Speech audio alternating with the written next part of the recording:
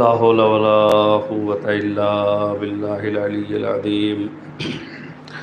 حسبنا الله ونعم الوكيل، نعم المولى ونعم النصير. أعوذ بالله السميع العليم من الشيطان اللعين الرجيم.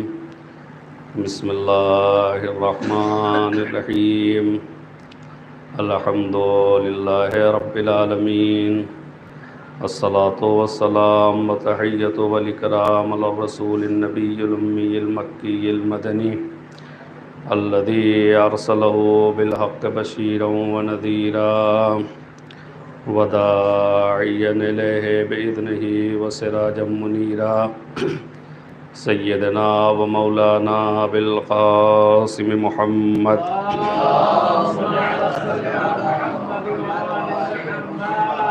وعلى أهل بيته الطيبين الطاهرين الغر الميامين المنتجبين المنتخبين المعصومين الذين أذهب الله عنهم الرجس وطهرهم تطهيرا.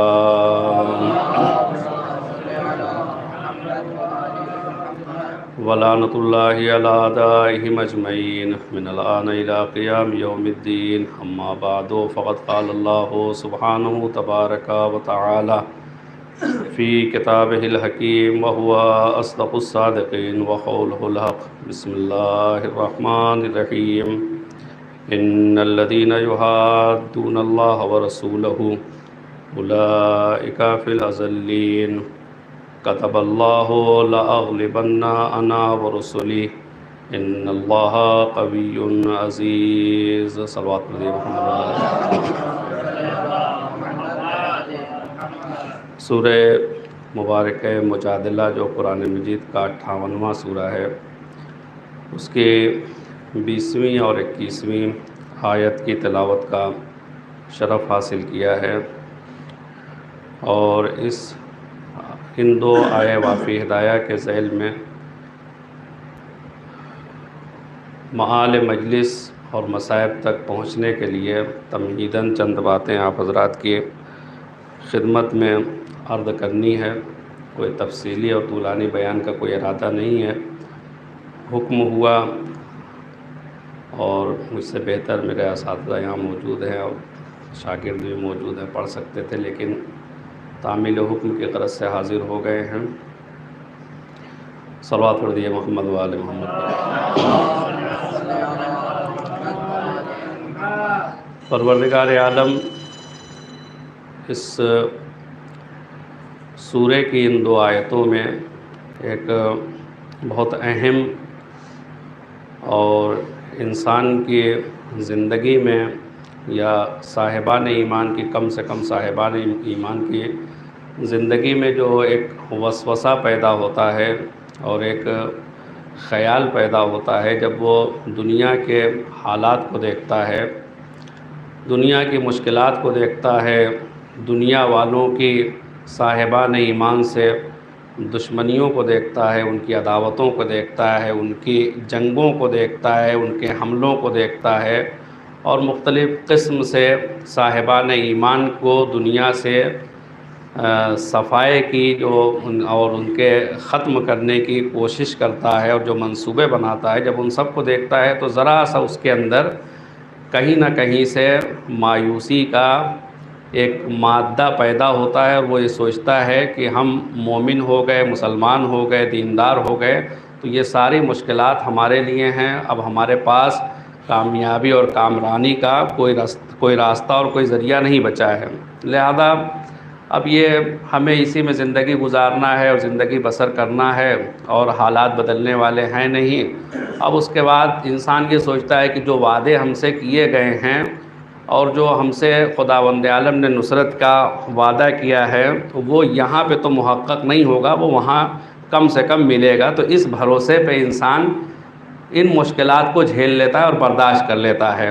لیکن خداوند عالم انسان کے اور صاحب ایمان کی نفسیات سے واقف، اس کا خالق، اس کا مالک، الا یعلم من خلق، کہ جس نے پیدا کیا ہے کیا وہ نہیں جانتا ہے؟ وہ ہم سے بہتر ہم کو جانتا ہے اور سمجھتا ہے، لہذا اس نے فرمایا کہ یاد رکھو ان الذین یحادون اللہ ورسولہ، کہ وہ لوگ جو اللہ اور اس کے رسول سے دشمنی کرتے ہیں، ان کی مخالفت کرتے ہیں، ان سے برسر پیکار رہتے ہیں، اور جگہ جگہ ان کے کاموں میں موانع اور رکاوٹیں ایجاد کرتے ہیں، ان کا انجام ابھی سے سن لو۔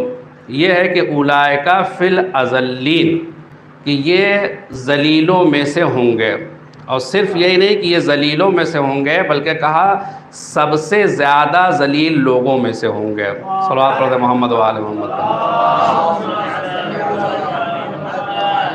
یہ زال والا ہے، یہ زاد والا نہیں ہے۔ تو یہ ہے کہ سب سے زیادہ ذلیل اور پست اور رسوا یہ ہوں گے جو صاحبان ایمان کے مقابلے میں، اللہ کے مقابلے میں، اس کے رسول کے مقابلے میں کھڑے ہو جاتے ہیں، ان سے دشمنی کرتے ہیں۔ یہ ان کا انجام ہو گیا۔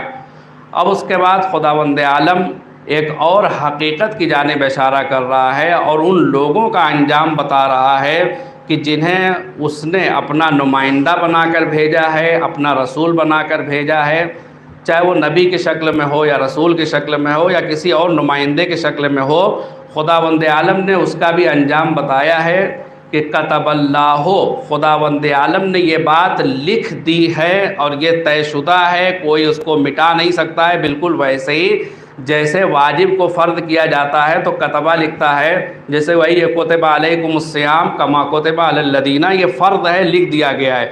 اب یہ لکھا ہے خداوند عالم نے، تو کچھ چیزیں وہ ہیں جو خدا نے خود اپنے اوپر فرض کر رکھی ہیں۔ انہی چیزوں میں سے ایک چیز یہ ہے کہ جیسے خداوند عالم نے اپنے اوپر فرض کیا ہے، وہ یہ کہ لَأَغْلِبَنَّ أَنَا وَرُسُلِي، کہ یقیناً ضرور بالضرور غالب آئیں گے، کامیاب آئیں گے ہم اور ہمارے رسول۔ یہ خداوند عالم نے وعدہ کیا ہے اور لکھ دیا ہے، اس میں کسی قسم کے شک اور شبہ کی کوئی گنجائش نہیں ہے۔ اگر کوئی شک اور شبہ کرتا ہے تو پھر وہ دین سے باہر چلا جائے گا۔ کیوں؟ اس لیے کہ خداوند عالم نے یہ طے کر دیا ہے، خداوند عالم نے یہ لکھ دیا ہے کہ کتب اللہ لأغلبن انا ورسلی، کہ میں اور میرے رسول ہی کامیاب ہونے والے ہیں۔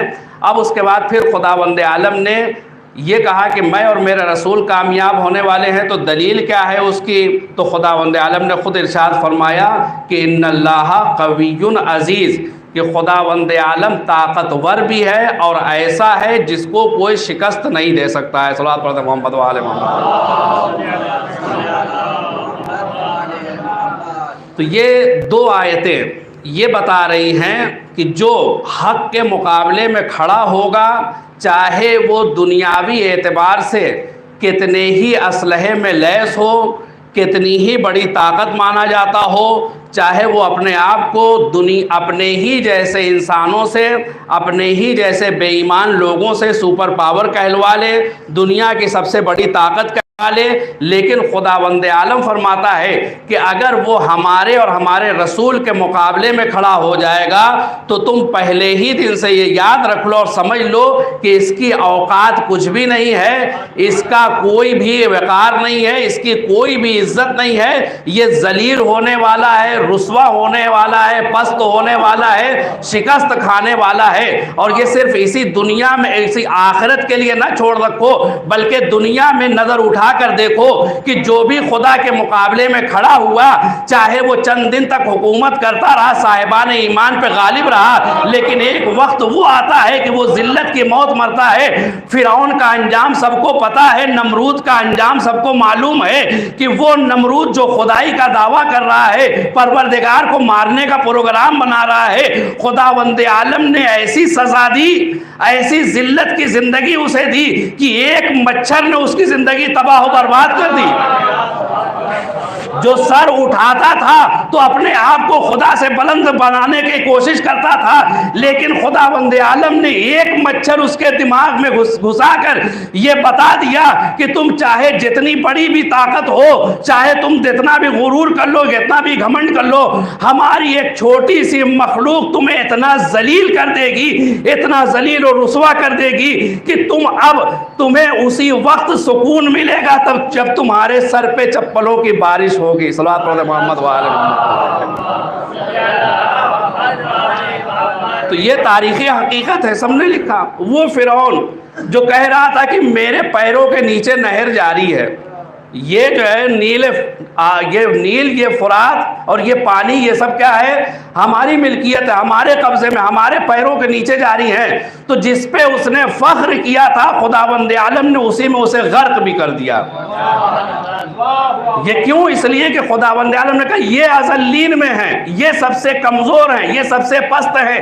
دیکھیے کوئی بھی بڑا اسی وقت بڑا بنتا ہے جب انسان چھوٹا ہونے کے بعد اپنے آپ کو اور چھوٹا کرتا چلا جائے، اپنے آپ کو چھوٹا کرتا چلا جائے. لیکن جب انسان مقابلے میں کھڑا ہو جائے گا تو پھر ایک موسیٰ کھڑے ہوئے تھے، ایک موسیٰ کھڑے ہوئے تھے، انہوں نے ایک فرعون کو شکست نہیں دی ہے بلکہ پوری قوم فرعون کو شکست دی ہے.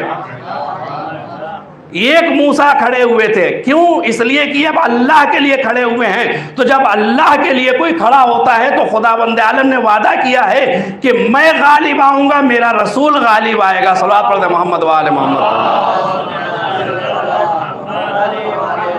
تو یہ پروردگار عالم کا وعدہ ہے، اور پروردگار عالم نے یہ ہر مقام پہ کر کے دکھایا بھی ہے اور بتایا بھی ہے. اور بس یہ ہے کہ انسان ذرا سا غور و فکر کرے اور سوچے اور سمجھے تو پھر اس کے لیے بہت سے مشکلات آسان ہو جاتی ہیں. آج دنیا میں ہر کوئی پریشان ہے، ہر کوئی یہ فکر کر رہا ہے کہ دنیا کا انجام کیا ہوگا، دنیا کا خاتمہ کیا ہوگا. یہ بیماری آ گئی ہے اور اس کے بعد یہ پریشانی آ گئی ہے، اقتصادیات کمزور ہو گئے ہیں اور ہر طرف سے مصیبتیں اور بلائیں آ گئی ہیں. تو کم سے کم یہ ہے کہ ایک شیعہ اہل بیت علیہ السلام کو اور امام زمانہ کے انتظار کرنے والے کو تو مطمئن رہنا چاہیے، مطمئن رہنا چاہیے. کیوں مطمئن رہنا چاہیے؟ اس لیے کہ حدیثوں میں آیا ہے کہ جب امام ظہور فرمائیں گے تو دنیا ظلم و جور سے بھر چکی ہوگی. یعنی دنیا ظلم و جور سے بھر رہی ہے تو اب امام کی آمد کے مقدمات فراہم ہو رہے ہیں. دیکھیے ہمیں حکم نہیں ہے کہ ہم دنیا کو ظلم و جور سے بھریں، ہمیں حکم نہیں ہے. ہم اپنے آپ کو سنبھال کے، اپنے آپ کو سدھار کے، اپنی اصلاح کر کے اپنے آپ کو دیندار باقی رکھیں، تب امام آئیں گے تو ہمیں فائدہ پہنچے گا.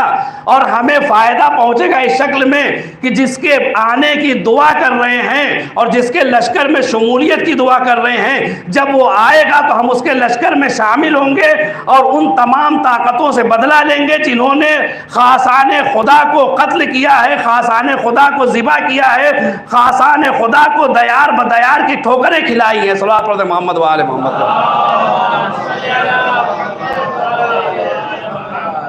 تو یہ پروردگار عالم کا وعدہ ہے کہ ہم تمہیں کامیابی دیں گے، ہم تمہیں کامرانی عطا فرمائیں گے. اب اس کے بعد انہی تمام مقدمات کو اگر پیش نظر رکھیے گا تو پھر واقع کربلا بھی ہمیں کامیابی کی اوج پہ نظر آتا ہے. اور اس وعدے الہی کے تحقق کی معراج جو ہے کربلا کا واقعہ نظر آتا ہے. کیوں؟ اس لیے کہ کتنے آدمی تھے؟ 72 آدمی تھے. کتنے لوگوں کے مقابلے میں کھڑے ہوئے تھے؟ آدھی دنیا کے مقابلے میں کھڑے ہوئے تھے. آپ یزید کو صرف یزید نہ سمجھیے کہ یہ ایک آدمی تھا، بلکہ یہ آدھی دنیا کے انسانوں کے مقابلے میں کتنے کھڑے تھے؟ 72 کھڑے تھے. تو یہ 40 امام حسین علیہ السلام کا 40 در حقیقت حسینیت کی جیت کا اعلان ہے، جسے یہ کربلا میں کل اسیر بنا کے لے گئے تھے، سر و تن میں جدائی کر کے لے گئے تھے کہ ان کا خاتمہ کر دیں گے، ان کو ذلیل کر دیں گے، ان کو رسوا کر دیں گے، ان کو صفحہ ہستی سے مٹا دیں گے. زینب نے کربلا واپس آ کر بتا دیا کہ اے یزید، ہم شام میں خود تیری قبر بنا کے آئے ہیں. وعدہ الہی ہے. شام میں جناب زینب نے وہ کردار ادا کیا ہے کہ تاریخ اسے فراموش نہیں کر سکتی ہے. آج کا انسان آج کا کربلا کے واقعے کو نہ سمجھا ہوا مسلمان سوال کرتا ہے کہ جناب زینب کو کیوں لے گئے تھے امام حسین علیہ السلام، دیگر خواتین کو کربلا میں کیوں لے گئے تھے؟ دیکھیے سوال اس وقت بجا ہوتا جب واقع کربلا اور اس کی کامیابی رونما نہ ہوتی. جب واقع کربلا رونما نہیں ہوا ہے اور امام اپنے ساتھ خواتین کو لے جا رہے ہیں تو ابن عباس بھی پوچھیں گے، دیگر مدینے والے بھی پوچھیں گے کیوں لے جا رہے ہیں، تو امام جو ہے وہ جواب دیں گے ان کے اعتبار سے۔ لیکن جب واقعہ ہو چکا، سب کچھ سامنے آ چکا، تو اب یہ نہیں پوچھنا ہے کہ امام حسین زینب کو کیوں لے گئے تھے، اس لیے کہ زینب نے اپنے کردار سے بتا دیا کہ اگر کربلا میں حسین ہم کو نہ لے جاتے تو حسین کی قربانی کربلا میں دفن ہو جاتی اور شام تک کہ حسین کا پیغام نہ پہنچ پاتا۔ زینب نے شام تک حسین کا پیغام پہنچا کر بتا دیا کہ امام کا کام کوئی حکمت عملی سے خالی نہیں ہوتا ہے، اب سارے سوالات چھوڑ دیجئے، سارے جوابات چھوڑ دیجئے، بس ایک جواب کو عملی طور پہ اختیار کر لیجئے کہ اگر کربلا میں خواتین کو نہ لے جاتے تو کربلا میں دفن ہو جاتی، آج تک زندہ نہ رہتی۔ صلوات پڑھتے محمد و آل محمد پہ۔ تو یہ زندگی تھی جو ان حضرات نے دی ہے، وہ شام جسے 40 برس میں امیر شام نے تیار کیا تھا، اور اس میں صرف اکیلا نہیں تھا، وہ پوری خلافت لگی ہوئی تھی شام کو ایسا تیار کرنے میں۔ شام کے سارے خصوصیات آپ جانتے ہیں، آپ کو معلوم ہے اور سنتے رہتے ہیں کہ حضرت علی علیہ السلام کے بارے میں یہاں تک شام میں مشہور اور معروف تھا کہ یہ معاذ اللہ نعوذ باللہ نماز نہیں پڑھتے ہیں، اسی لیے جب شام میں کہیں ادھر ادھر سے خبر پہنچی کہ علی علیہ السلام شہید کر دیے گئے ہیں، قتل کر دیے گئے ہیں، تو پوچھا کہاں؟ کہا محراب میں نماز کی حالت میں۔ تب یہ کہا کہ وہاں نماز مسجد میں کس لیے گئے تھے؟ یہ سوال کیا جا رہا ہے شام والوں سے کہ وہ مسجد میں کیوں گئے تھے؟ بڑی محنت سے تیار کیا ہے شام کو۔ اس کے بعد شام میں ہر نبی کے صحابی کو داخل ہونے کی اجازت بھی نہیں تھی، نبی کے ہر صحابی کو داخل ہونے کی اجازت بھی نہیں تھی۔ ایک صحابی کسی طریقے سے ان کی حکمت عملی گڑبڑائی اور خدا کی تدبیر کام آئی، اور ایک صحابی وہاں پہنچ گیا جس کا نام تھا ابو ذر۔ ابو ذر پہنچ گئے، لیکن ایسے صحابی پہنچے ہیں کہ جسے یہ سمجھ کر بھیجا گیا تھا کہ جس نے ہر ایک کو رام کر لیا ہے، جس نے ہر ایک کو کنٹرول میں اپنے لے لیا ہے، جس نے ہر ایک کے ایمان کا سودا کر لیا ہے، ہر ایک کے دین کو خرید لیا ہے، جناب ابو ذر کے دین کو بھی یہ خرید لے گا، لیکن یہ نبی کا سپاہی اور مولا کائنات کا وفادار شاگرد جب شام میں پہنچتا ہے تو اب یہ شام کے حاکم کے روب میں نہیں آتا ہے، کبھی شام کے دربار میں یا معاویہ کے خلاف کھڑے ہو کے تقریر کرتے ہیں، کبھی بازار میں پہنچ جاتے ہیں، وہاں پہ احکام شریعت کی پامالی دیکھتے ہیں تو زبان کھول دیتے ہیں۔ اب اس کے بعد دیکھا کہ یہ تو معاملہ الٹ گیا، جسے بنانے کے لیے وہاں بھیجا تھا اس نے جو ہے بگاڑنا شروع کر دیا ہے وہاں کے ماحول اور سماج کو، لہذا اس طرح کے آدمی کو وہاں نہیں رکھنے دیا گیا۔ اب اس کے بعد واقعات اور بھی آپ حضرات کی خدمت میں، یعنی آپ حضرات سنتے رہتے ہیں، وہ امام زین العابدین علیہ السلام کا واقعہ صلوات علیہ کہ قافلہ شام کے بازار میں ٹھہرا ہوا ہے، ایک شخص ہے جو مسجد سے نماز پڑھ کے نکلا ہے، اور اس کے بعد امام زین العابدین علیہ السلام کے پاس آتا ہے اور یزید کی تعریف کرتا ہے اور اس کامیابی پہ خدا کا شکر ادا کرتا ہے۔ تو امام ایک مرتبہ پوچھتے ہیں کہ کیا تم نے قرآن پڑھا ہے؟ تو اس نے کہا پڑھا ہے۔ تو وہ آیتیں، ہم پورا واقعہ نہیں بیان کرتے، وہ آیتیں جو اہل بیت علیہ السلام کی شان میں اور ذوی القربہ کی شان میں نازل ہوئی تھی، ایک ایک کر کے تلاوت کرتے ہیں تو ایک مرتبہ وہ دنگ رہ جاتا ہے اور پوچھتا ہے کہ آپ کا ان آیتوں سے کیا تعلق ہے؟ تو امام جواب دیتے ہیں کہ یہ آیتیں ہماری ہی شان میں نازل ہوئی ہیں۔ یعنی یہ بھی نہیں پتا ہے ایک مومن کو اس زمانے کے، یعنی جو نماز بھی پڑھ رہا ہے اپنے اعتبار سے مسلمان اور مومن بھی اپنے آپ کو سمجھ رہا ہے، اسے یہ نہیں معلوم ہے کہ نبی کے اہل بیت کون ہیں اور نبی کے اہل بیت میں قرآن کی کون کون سی آیتیں نازل ہوئی ہیں، اس کو نہیں پتا ہے۔ جب امام بتاتے ایک مرتبہ پیروں پہ گر جاتا ہے، اب جب پیر پہ گرتا ہے تو مولا غلطی ہو گئی، معافی چاہتا ہوں، کیا توبہ قبول ہے؟ امام نے توبہ قبول کی، امام نے اس کی توبہ کو قبول کروا دیا بارگاہ پروردگار میں، لیکن مومن تھا، اپنے اعتبار سے ایماندار تھا، حالات کا مارا ہوا تھا، افواہ کا شکار تھا، جب ایک مرتبہ ایمان لے آتا ہے تو اب یہ کسی گھر کی بات نہیں ہے، کسی گوشے کی بات نہیں ہے، کسی عالم تنہائی کی بات نہیں ہے، اس لیے کہ قیدی ہے جو بازار میں کھڑا ہوا ہے، ایک آدمی ہے جو اس سے گفتگو کر رہا ہے، تو اب وہاں دیکھنے والے بھی موجود ہیں، سننے والے بھی موجود ہیں۔ جب ایک مومن کو اس طرح سے پیروں پہ گرتے ہوئے دیکھا تو ایک مرتبہ شور ہو گیا کہ یہ واقعاً کوئی عظیم شخصیت ہے، یہ واقعاً کوئی عظیم شخصیت ہے۔ لہذا فوراً اس مومن کو، اس ضعیف کو، اس تازہ شیعہ کو دربار میں بلایا جاتا ہے، سب کی آنکھوں کے سامنے تحقیق کر دیا جاتا ہے۔ یہ ایک مومن کو تحقیق نہیں کیا جا رہا ہے بلکہ ایک تحریک کو ختم کرنے کی کوشش کی جا رہی ہے، ایک تحریک کو ختم کرنے کی کوشش کی جا رہی ہے۔ تو امام نے کہا تو صحیح، تو نے ایک آدمی کو مارا ہے جو ہمارے مذہب پہ آ گیا تھا، ذرا موقع تو ملنے دے، ہم تیرے پورے دربار کو الٹ پلٹ کے رکھ دیں گے۔ اب جو امام زین العابدین علیہ السلام کو خطبہ دینے کا موقع ملا تو تاریخ نے بتایا کہ امام نے اس انداز سے خطبہ دیا اور اپنا اور علی علیہ السلام کا، جناب فاطمہ کا، رسول خدا کا، امام حسین علیہ السلام کا اور اہل بیت کا اس طرح سے تعارف کرایا اور امام کی مظلومیت کا اس طرح سے ذکر کیا کہ وہ شام والے جو خوشی منانے کے لیے آئے تھے، جشن منانے کے لیے مسجد میں جمع ہوئے تھے، ایک مرتبہ تاریخ نے عجیب منظر لکھا کہ وہاں لوگ دہاڑے مار مار کر رونے لگے، دہاڑے مار مار کر رونے لگے۔ آدھے سے زیادہ مجمع روتے روتے بے ہوش ہو گیا۔ جو اپنے پیروں پہ چل کے آئے تھے وہ دوسروں کے کاندھے پہ اٹھا کر لے جائے گئے۔ اب تاریخ نے بتایا کہ جب یزید نے امام کا یہ خطبہ اور دربار کا یہ مسجد کا یہ حال دیکھا تو وہاں پہ حکم دیتا ہے کہ اب اذان دو۔ اذان دی گئی، نماز کے لیے کھڑا ہوا، ابھی جس مسجد میں پیر رکھنے کی جگہ نہیں تھی، اب جب یزید نماز کے لیے کھڑا ہوا ہے تو آدھا سے زیادہ مجمع روتا پیٹتا ہوا مسجد سے باہر نکل چکا تھا۔ صلوات پڑھیں محمد وآل محمد۔ یہ لَأَغْلِبَنَّ أَنَا وَرُسُلِي، یہ لکھ رکھا ہے خداوند عالم نے۔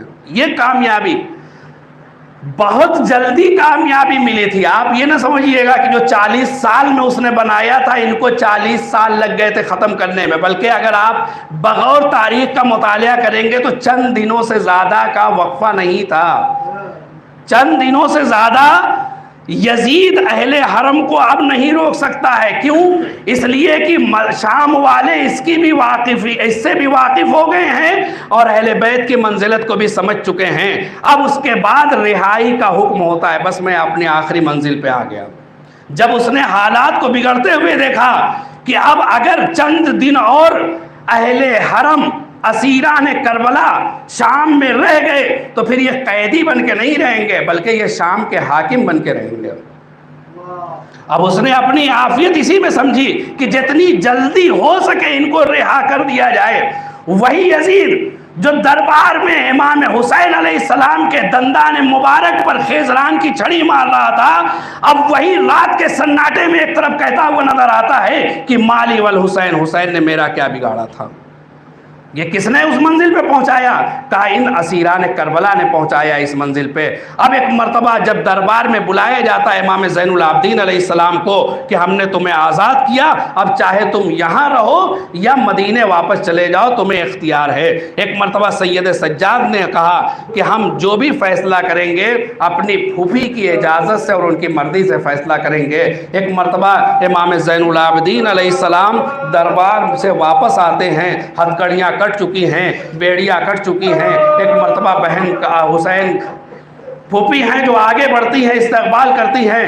امام نے سارا ماجرا بیان کیا۔ زینب نے ایک فقرہ کہا، یہ شام کہ جب آئی تھی زینب خوشیاں منائی جا رہی تھی، ایک مرتبہ شام میں زینب نے کہا کہ جا کر یزید سے کہہ دو کہ محل میں ایک حجرہ خالی کرا دے، ہم اپنے بچوں پر، ہم اپنے شہیدوں پر آنسو نہیں بہا سکے ہیں۔ ارے جب بھی آنسو بہانے کے لیے تیار ہوتے تھے آنکھ سے آنسو آتے تھے، کوئی نیزے کی علی چبو دیتا تھا، کوئی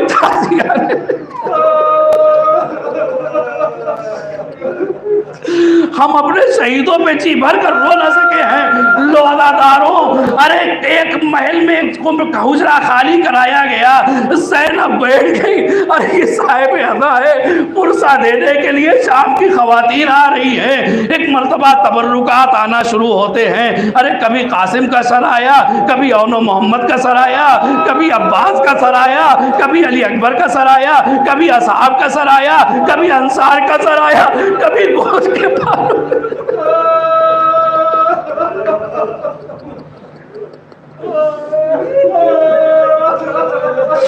کبھی لٹے ہوئے بندے آئے، کبھی لٹی ہوئی چادر آئی، کبھی لٹا ہوا جلا ہوا گہوارہ آیا۔ لو عزاداروں، ارے سب ایک ایک کر کے تبرکات کو لیتے رہے، لیکن ایک منظر بس آپ کی خدمت میں پیش کرنا ہے۔ ارے دو سر آئے جن کو لینے کے لیے کوئی آگے نہ بڑھا، دو سر آئے جنہیں لینے کے لیے کوئی آگے نہ بڑھا۔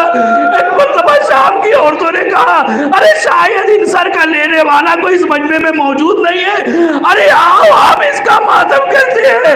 ایک مرتبہ زینب کے کانوں میں آواز کا ٹکرانا تھا، ارے ماتھی تڑپ گئی، آواز ہے شام کی عورتوں، ارے ایسا نہ کہو، ارے ان کی ماں زندہ ہے لیکن میں تو اس میں آنسو بہاؤں گی، ارے جس کی ماں اس دنیا میں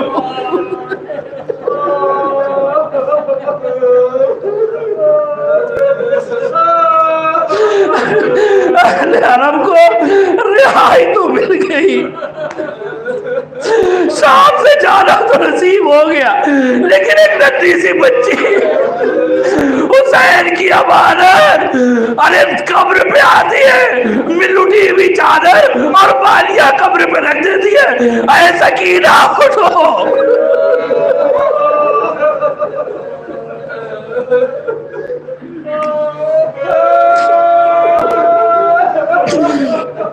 اے سکینہ اٹھو، ارے قید زندہ قید شام سے رہائی مل چکی ہے، ارے وہ بچی کیا اٹھے جسے سید سجاد نے دفن کر دیا ہے۔ ایک مرتبہ زینب ارے شام سے رخصت ہو کے کربلا کی طرف روانہ ہونا چاہتی ہے، ارے قافلہ چند گام آگے بڑھتا ہے، زینب نے کہا ہے بشیر ذرا قافلے کو روک دے۔ زینب کے حکم سے بشیر نے قافلے کو روکا، ارے پیچھے پیچھے مدینے کی خواتین تھی، یا حسینہ یا مظلومہ کی صدا بلند کرتے ہوئے چلی آ رہی تھی۔ زینب نے محفل سے پردہ ہٹایا، ایک مرتبہ پیچھے آنے والی عورتوں کا خطاب کے کر کے کہا، اے شام کی عورتوں، ارے میں تمہارے درمیان اپنی ایک ننھی سی جان چھوڑ کر جا رہی ہوں، ارے مجھے تم سے کوئی مطالبہ نہیں ہے، ارے بس اتنی سی گزارش ہے، ارے یہ بچی بڑی پیاسی تھی، ارے جب کبھی ادھر سے گزرنا، ارے چند قطرے آپ اس کی قبر پہ ڈال دینا، اور اے شام کی عورتوں، ارے میری بچی کو اندھیرے سے بہت ڈر لگتا تھا،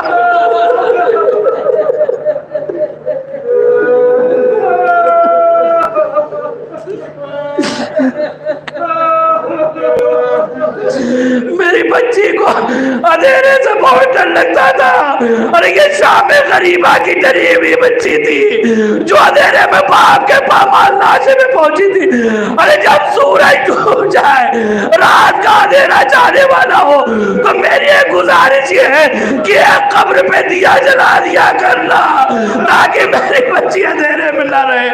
لو عزاداروں، ارے یہ قافلہ شام سے رخصت ہو کر کربلا پہنچ گیا، ارے مصائب آپ سنتے رہیں گے، بس ایک عالم کا عالم مکاشفہ میں جو اس نے کربلا میں دیکھا میں اس کو آپ کی خدمت میں پیش کر دیتا ہوں اور اپنے بیان کو مکمل کرتا ہوں۔ ایک عالم دین ہے، ارے اربعین کا دن ہے، کربلا معلیٰ پہنچتے ہیں، تھکن پورا بدن تھکا ہوا ہے، دور دراز سے چلے آ رہے ہیں۔ ایک مرتبہ وہ کہتے ہیں کہ مجھے اتنا بھی ہوش نہیں تھا کہ میں کس حالت میں بیٹھا ہوں، ایک مرتبہ میں امام کی زری کے پاس بیٹھا تھا اور پتہ نہیں کس وقت میرا پیر دراز ہو گیا، ابھی اسی عالم میں تھا کہ مجھے عالم خواب و بیداری کے درمیان اس طرح سے دکھائی دیا کہ جیسے سن 61 ہجری کا کربلا ہوتا ہے، نہ کوئی زری ہے، نہ کوئی روضہ ہے، نہ کوئی مزار ہے، ارے چند ٹوٹی ہوئی قبریں۔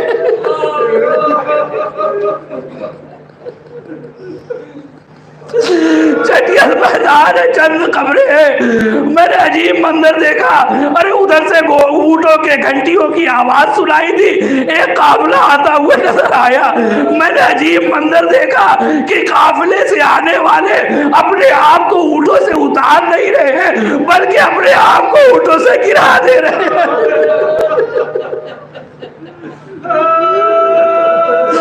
ارے جیسے ہی آنے والوں نے اپنے آپ کو اونٹ سے گرایا، میں نے دیکھا ایک قبر شگافتہ ہوئی، اس سے ایک نورانی شخصیت برآمد ہوئی۔ میں نے پوچھا کون ہے؟ کہا یہ حسین ابن علی ہے۔ ایک مرتبہ ایک بچی ہے جو دوڑ کے حسین کے قریب آتی ہے، حسین اسے سینے سے لگا لیتے ہیں۔ ایک مرتبہ ایک اور بچی آئی، حسین نے آگے بڑھ کے اسے سینے سے لگا لیا۔ ایک خاتون آگے بڑھی، حسین نے ان کو بھی گلے سے لگا لیا۔ ارے یہ حسین کی بچیاں اور حسین کی بہنیں تھی، لیکن ایک معظمہ جو چلی ہے۔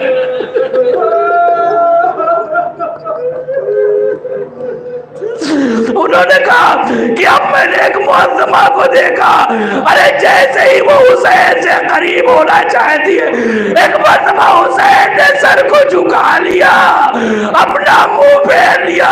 میں نے بڑھ کر ہاتھوں کو چھوڑ دیا، اے مولا آپ نے کیوں منہ پھیر لیا، کیوں سر جھکا لیا؟ یہ کون خاتون ہے؟ ارے ایک مرتبہ آواز دی، ارے کہ میری بہن زینب ہے۔